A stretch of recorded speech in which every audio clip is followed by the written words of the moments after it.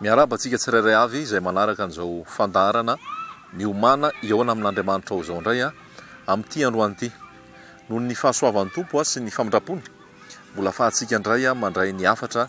amin'izao fotoana izao. Ary ny rariko dia ny fanahy masina, ilay fanahy mahery, ilay fanahy ny fahazavana,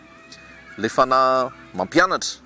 ilay fanahy mampionona sy mitarika marina rehetra no hikasika antsika tsirairay avy eo am-pandrenesana, eo am-panarahana izao teny izao, ary ho voaray antsika izay afatra tian'ny tompo mampitaina, ho famelomelomana antsika izao teny izao, ho fampaherezana, ho famporosihana, fampiorenana antsika tsirairay avy. Ny fandarana miomana iaona amin'Andriamanitra ao izao arahantsika izao laharana fa 3:20 tsika izao isaorana ny tompo zany, ary dia ho azy ihany voninahitra ny amin'ny teny rehetra izay fa voafafy hatramin'izay ka hatramin'izao, fa noho ny teny izay nafafy dia maro ny olona tao anatin'ny fahafatesana no natsangan'ny tompo ary nomeny fiainana, satria ny teny izay ambara dia efa nasy fiainana. Noho ny teny izay nafafy dia maro ny olona izay tao anatin'ny aizina no nahita mazava lehibe, satria ny teny dia fanazavana, ny teny dia nisy mpiainana ary fahazavana nanome fiainana. Noho ny teny izay nambara dia maro ny olona no nahazo fanafahana, satria ny teny rehefa nalefa dia mitondra fanafahana ho an'ny olona tsirairay avy. Noho ny teny izay nambara dia maro ny olona no ny aina tao anatin'ny fahamasinana, satria ny teny dia manamasina. Noho ny teny izay nambara dia maro ny olona izay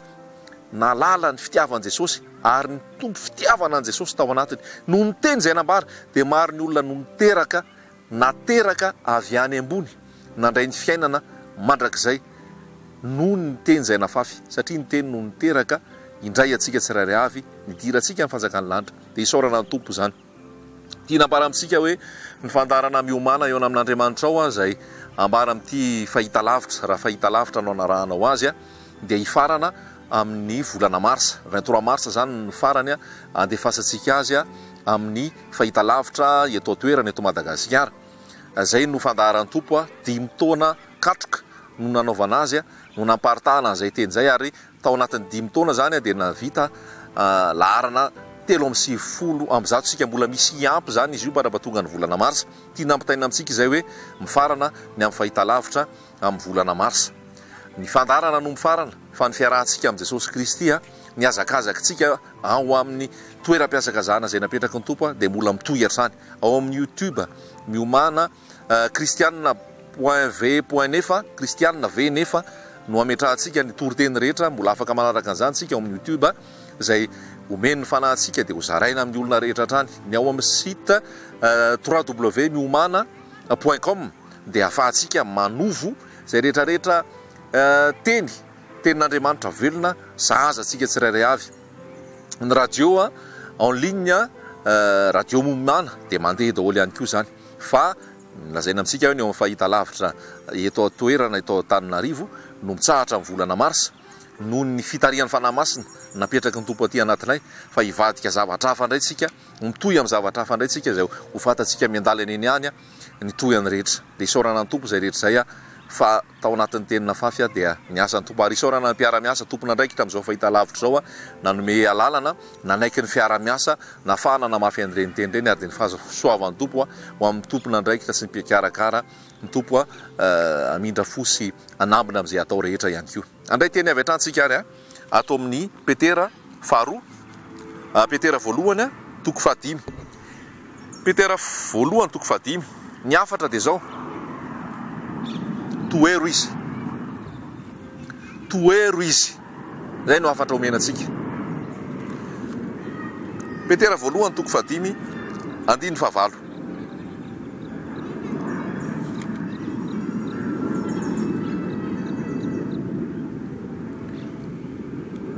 Petera voalohany toko 5 andiny fahavalo. Mahonona tena miambena fa ny devoly fahavalonareo mandehandeha tahaka ny liona mierona mitady izay arapany. Toero izy ka miorena tsara amin'ny finoana ianareo, satria fantatrareo fa izany fahoriana izany dia manjo ny rahalahinareo rehetra eran'izao tontolo izao. Miomana iona amin'Andriamanitra ao ho avy Jesosy eny amin'nao lanitra aka ny fiangonany ary ny hoakariny rehefa ho avy izy eny amin'nao lanitra dia ny olona nandresy, ny olona navita nanohitra ny devoly fahavalo izay mandehandeha taka ny liona miero, ny olona tsy resy tao anatin'ny fahotana, tao anatin'ny filanonofo, tao anatin'ny fakapana, ny olona nandany asan'ny maizina, nandany firaisana tsokombakomba amin'izao tontolo izao, ny olona nandany fahotana, ny olona miaina ao anatin'ny fahamasinana. Izay no hiara-iakatra amin'i Jesosy eny amin'nao lanitra. Anisan'izany ve ianao? Anisan'izany ve zaho? Fahasoavana no namonjena antsika amin'ny finoana, fanomezana avy amin'Andriamanitra, tsy avy amin'ny asa fandrao isy irehare. Antanina antsika izao, izay ny zavatra iainantsika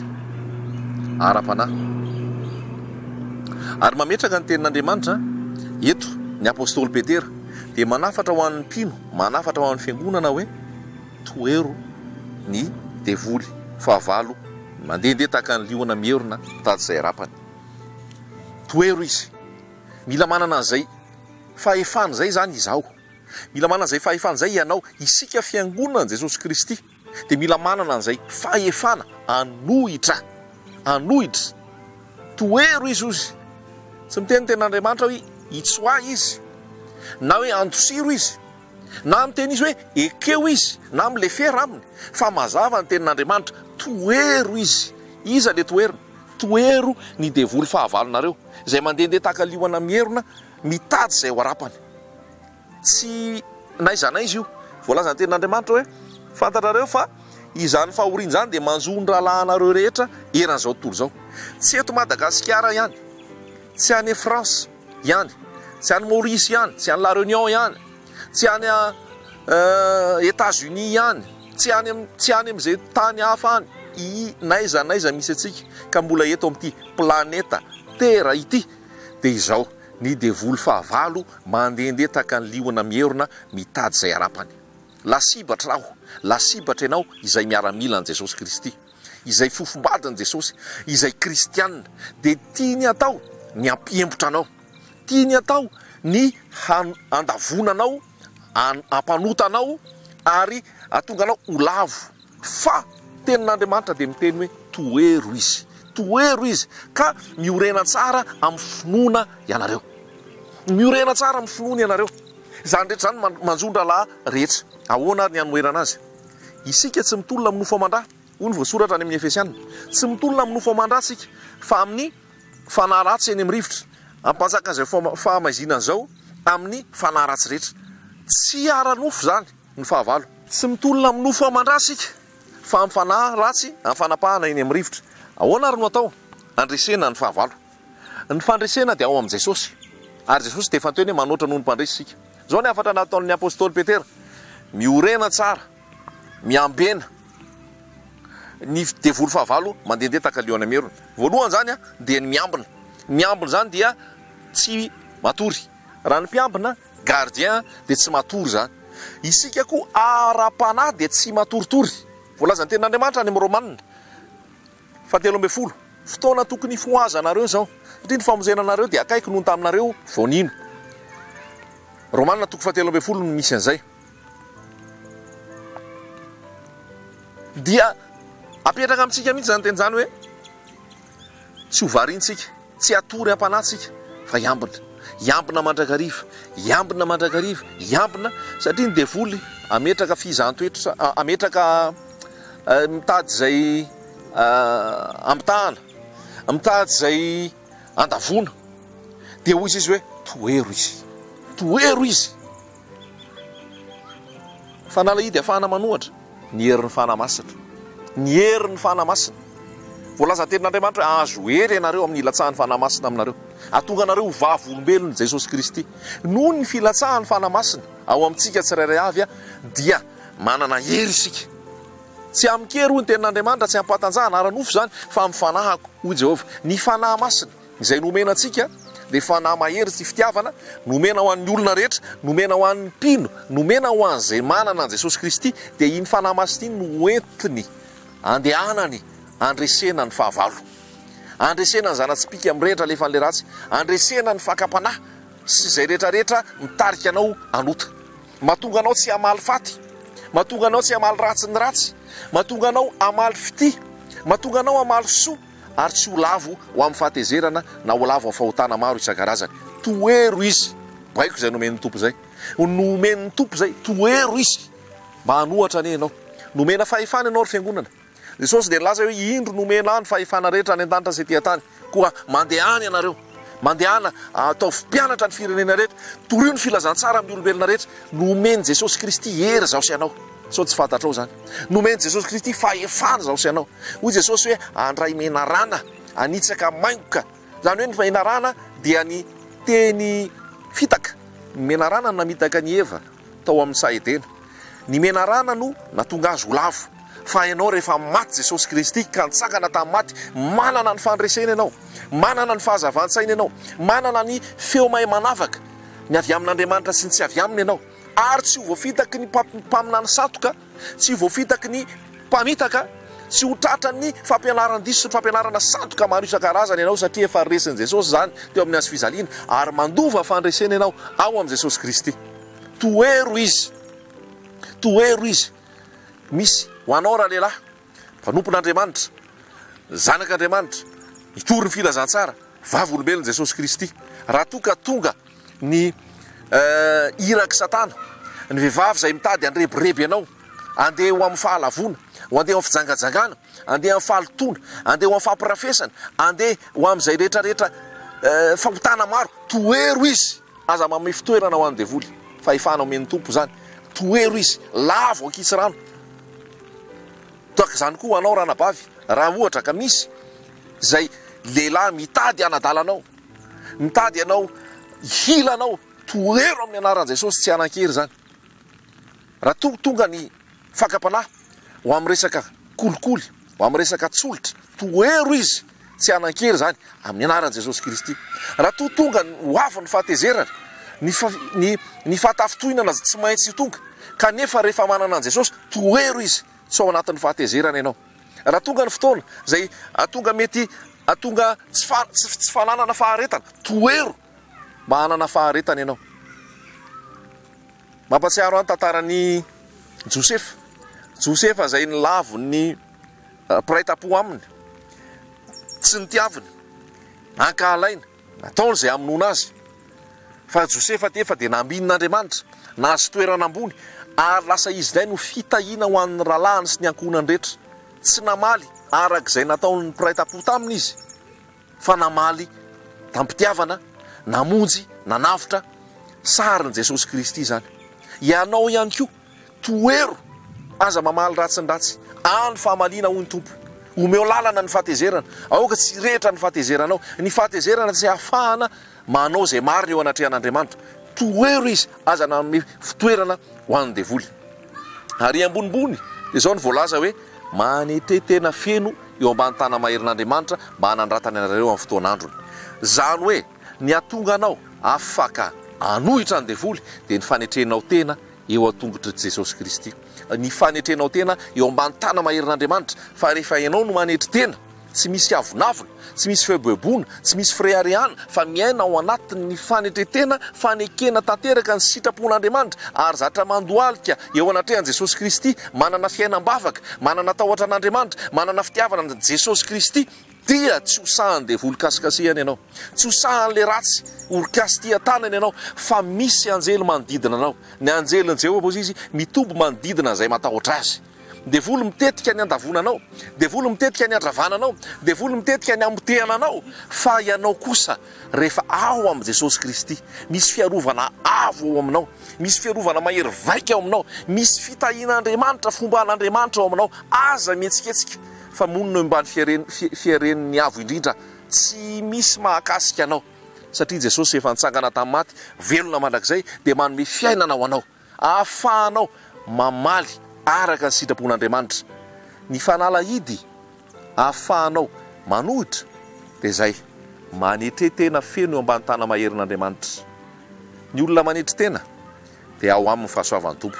Voalaza hoe Andriamanitra manohitra ny mpiavonavina, fa manome fahasoavana ho an'ny manetry tena ho anao zany raha lasaina bavy ho anao zany ry mpiray-tampo amin'ny tompo dia manana an'izay fanetreteny zay omeo an Jesosy hatrany ny voninahitra omeo an Jesosy ny haja omeo an Jesosy ny laza sy ny hery amin'ny zavatra rehetra